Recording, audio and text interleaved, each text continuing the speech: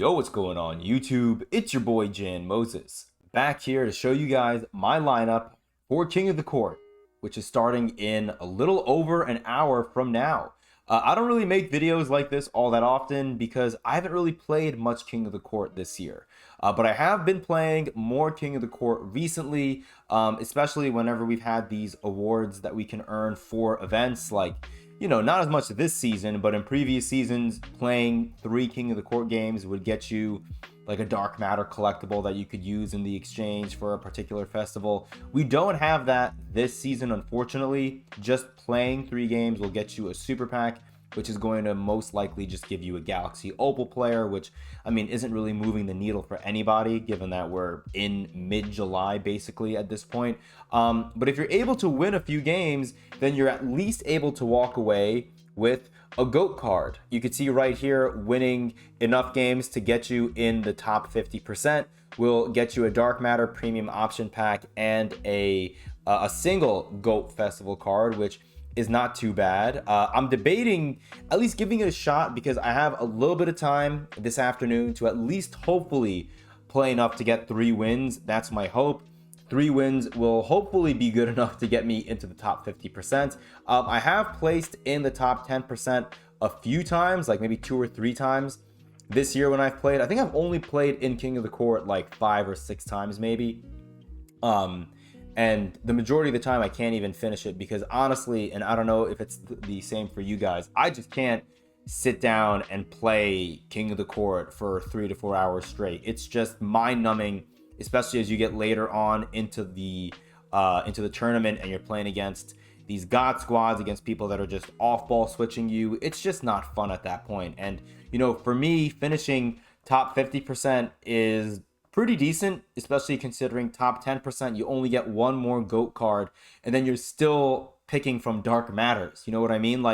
And we can't carry over these GOAT festival cards from 1 week to the next. So if I was able to grind for a Michael Beasley or a Sean Bradley or, I don't know, even like a Luol Deng, for crying out loud, who's worth 20 event pieces throughout the entire season, then maybe I would aim for top 10% every Saturday whenever I could play. But those GOAT event cards are just going to be sitting in my collection probably until the end of the season, whichever ones I don't use. And so I think I'll be happy with just getting 1 GOAT festival card. And, if I'm able to rattle off 3 wins pretty quickly, I won't have to play this game for more than like an hour and a half today, which will be kind of nice. If you're able to play for longer, go crazy, but I am not going to be playing King of the Court for all that long today. I'm just hoping that I play well enough to get into the top 50% to get that GOAT card. Now, before we go over my lineup, let me make sure that I am recording. Looks like we are. Hi, YouTube. So, this is the lineup that I ran in my last King of the Court run, which was, I think, 2 weeks ago. I was not able to play last week because last weekend was 4th of July weekend, and I was not home. So, I could not play in King of the Court. So, our lineup was pretty decent. We actually ended up, I think, placing top 10% a couple of weekends ago. We ended up going like 7-1 or 7-2 with this lineup. And I think, in reality, if there's a Dark Matter card that you really like, there is not a massive gap between a card like Josh Giddey and a card like, Invincible Devin Booker or SGA, because of how I play with these cards. Like, I like Josh Giddey's jump shot, but with that being said, we are going to move off of Josh Giddey for the first time in a long time. I've ran this Josh Giddey card in my main squad since I got him back in, I'm forgetting which festival I got him in, but he's been in my lineup for at least like a month or 2, I want to say. Really fun card to run. Really glad I got him from the exchange in whichever festival he was a part of. But we've gotten a number of Invincibles over the last couple of weeks that I want to add to my lineup, that I want to use in King of the Court, because we only have a few more weeks of this game mode being relevant, and so I want to play with the new players that I got. And if I don't like them, I can always go back to players like Josh Giddey and OG Anunoby, who I really like. But let's first start with my starting point guard. The player that I'm going to be replacing Josh Giddey with is the player that I got out of my last Hall of Fame box for the year, and that is point guard eligible Amen Thompson. This card is so good defensively. My only fear with running a bunch of these Invincible cards is that some of them have really fast jump shots, and I rhythm shoot on high risk. And I feel like with rhythm shooting, there's, input delay in every single game, and it's different from game to game. So I may have a game where I'm greening everything with Amen Thompson, and then that next game, the input delay is slightly different, and I end up, missing my jumpers completely. I mean, there are games where I play in the park, for example, with Ralph Sampson, who, spoiler alert, he will be coming and making an appearance in this lineup video. But I'll be playing in the park with Ralph Sampson, and I will start, my park run, 2 or 3 games in a row where I'm greening every single 3, and then all of a sudden I can't green a 3 to save my life. So, I'm acknowledging that could be a problem with a player whose jumper is as fast as Amen Thompson's is, but it's fine. He's going to be so good for me defensively. I'm hoping that I can make the potentially somewhat inconsistent jump shot work for me, or jump shot timings work for me. OG Anunoby, another card that I've loved, and I green his jumper more than I do any players, it feels like, this year. But we're going to, again, just to start off my King of the Court run, move off of him for a former New York Knicks great in Carmelo Anthony, the card that all of us got, hopefully, from the locker code that dropped with the NBA 2K26 cover athlete reveal on Wednesday. Paul George is going to stay my starting small forward. I don't need to dribble with Paul George. I just need him to play elite defense and knock down, catch and shoot threes, which is perfect for what he does for me. At the power forward position, this may be a little controversial. I'm going to bench Tim Duncan and bring in Patrick Ewing, who I got from the exchange in the week 2 version of the GOAT Festival. Gonna try him out. He has 99 everything, obviously, as an invincible, and he's 7 feet tall, so that'll give me a nice and tall front court. Now, my center, I love Yao Ming. Yao Ming, as of now, is gonna come off of the bench for me because, as I mentioned earlier, Ralph Sampson is going to be in this lineup, and if he's going to be in my lineup, he's going to be my starting center. This gives me an insanely tall front court with a player who's 7 feet tall in Patrick Ewing, and then a player who's 7'4". Yes, 7'4" in Ralph Sampson. Now, SGA, I really loved running this Dark Matter SGA, even though this card is so outdated. SGA is one of the cards whose jump shots I really enjoyed running. He would routinely be my highest scoring player off the bench in my King of the Court runs, and especially in games where, my starting 5 would, we would end the first quarter with my starting 5 giving us a 2-point lead over my opponent's starting 5. When my opponent's reserves would come in and he would start using players that he wasn't as comfortable with, I'd be able to cook with Shea. Shea would get like 10 points for me in the second quarter, and then all of a sudden we're winning by by 12 points, all because of Shea playing good defense for me and his butter jumper. And I love Shea so much that while I may try out the Devin Booker card that we also got from, not directly from the locker code, but by using the players that we got from the locker code, the 100 Shea and the Carmelo Anthony card, we were able to get Devin Booker through an easy triple threat challenge. We could run D-Book later, but as of right now, I want to run Invincible Shea. We spent a couple of weeks grinding for that Shea card. I'm not going to just bench him for a Devin Booker unless Shea is really struggling for me. Kawhi Leonard, same exact thing with Shea. I love Dark Matter Kawhi. Love him so much, I'm going to replace him with his Invincible. So Invincible Kawhi and Invincible SGA. I think that's a pretty damn elite defensive backcourt right there. Cedric Maxwell, really good card. I'm going to bench him. And this may be another pick that's kind of controversial and crazy, but just for fun, because I want to run with players who I enjoy supporting in real life and rooting for. And I know a lot of Knicks fans don't love him all that much, but Julius Randle, dubious handle. I want him as my backup small forward. I think he'll be a lot of fun to run with.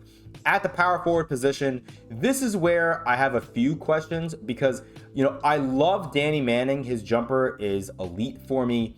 But I'm wondering if I want to replace Danny Manning with a player that has a little more size. And if that's the case, do I go with a Joel Embiid, who is he 6'11"? Joel Embiid is 7 feet tall. I kind of want to try Joel Embiid, so I have 2 backcourts where I have a 7-foot power forward and a 7'4" or taller center. But the other player I'm looking at is Miles Turner, who, on the way to getting Shea, I had to get Miles Turner, and that Miles Turner has a really nice jumper. For now, I'm going to put Joel Embiid in here, but Miles Turner may end up replacing him, or I'll go back to Danny Manning, who only 6'10", but he's elite for me. If I don't like Julius Randle, by the way, Danny Manning will replace Julius Randle. I know that I like Danny Manning. I just want to try Julius Randle a little bit. Obviously, only 6'8", which is frustrating, but I want to try him out for a little bit because I'm a Knicks fan and I enjoyed running it.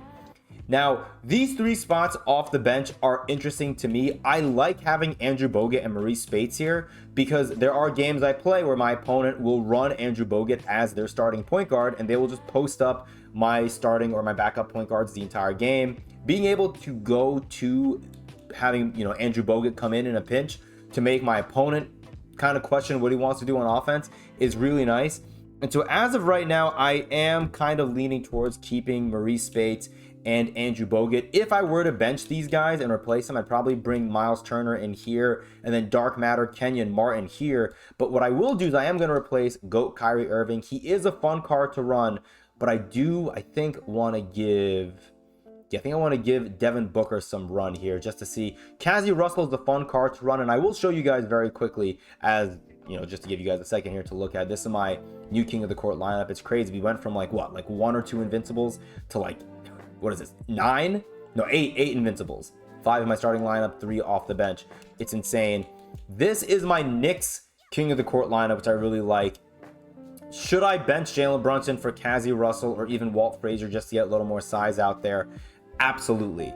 But if I were to play a game with my New York Knicks King of the Court lineup, the captain has to be in the starting lineup. And then if I have to make a change, I will. But at least if I were to run with this lineup for the first game that I play, I would want Jalen Brunson to be in it. I would be shocked if I even won one game with this lineup because there's so many players like Amari, like Karl Towns, like Isaiah Hartenstein, probably like Walt Frazier, who have jumpers that are not great.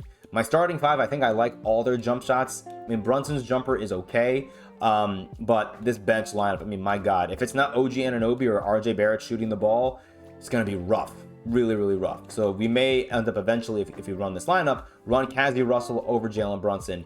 But this is my New York Knicks lineup. I really like it. Really fun lineup. Really wish they gave us a different Carmelo Anthony, like a GOAT Mello for the locker coat on Wednesday would have been so nice, because then they could have put him in a New York Knicks uniform, because on that $100 edition of the pre-order for NBA 2K26, Carmelo Anthony's wearing a New York Knicks uniform. I don't want a Denver Nuggets Mello, but whatever. It is what it is. Before we get on out of here, though, there are a couple of packs that we have to open up. Let me make sure that I'm recording before we open these. Looks like we are. Hi, YouTube. Okay, here we go. A few packs to open up for you guys right here. We have this 100 overall plus premium that we got from, I think this is from Logging In Every Day. I forget where we got this one from. And this one we got from hitting, I think, 100 wins in the park this season, which is crazy. I think that's the most I've hit in the park in any particular season all year. And we still have 4 weeks left, roughly, in this season. Let's start with the regular 100 overall. The problem is there aren't really a ton of 100 overalls that would do anything for me, right? Like, I mean, the main one I want is Wemby. I have not used any Victor Wembanyama card this year, and I would love to be able to run one. Outside of him, maybe a Ben Simmons. I'd love to run Ben Simmons, but like Yao Ming, I already have Yao Ming. Don't really know what other 100 overalls would be good for me. Eastern Conference, this is going to be a big man. It's blue. Who is this? It's Dwight Howard, man. I've gotten so many Dwight Howards this year. Don't really care about Dwight Howard at all. Didn't care about him when I didn't have him. Definitely don't care about him now that I do have him. We'll put this into the exchange. I don't know if we're going to end up even completing that exchange. We'll have to see. Breeze 100 plus overall. I would like for this to be Joakim Noah. I'd like it to be anyone that's not Bradley Beal, honestly. But Joakim Noah would be cool just to pay homage to my favorite salary cap player, probably in NBA 2K25, my team. So let's see it, man. Give me Joakim Noah, please. It's Western, so it's not going to be Noah, but it's not going to be Beal. I forgot the other 100s. Oh, it's Russell Westbrook. I'll take Russell Westbrook. That's a fun 100 overall to get. No, he's not expensive at all, but he's a fun 100 overall to get. I will take Brody. Welcome to the squad. So all the 100 overalls that I've gotten from players that came out this season have been point guards. Thanks, 2K. They really need to, next season, or next year rather, make the odds not so heavily skewed towards these undesirable cards, man. It's just so frustrating. So frustrating. Here we go, 100 plus overall. Come on, man. Wemby or Ben Simmons? Let me see Western. Western? No, it's not going to be Wemby. Who is this going to be? Kings? Oh, it's Mitch Richmond? Yeah, another point guard, man. I don't care about Mitch Richmond. Don't care about him.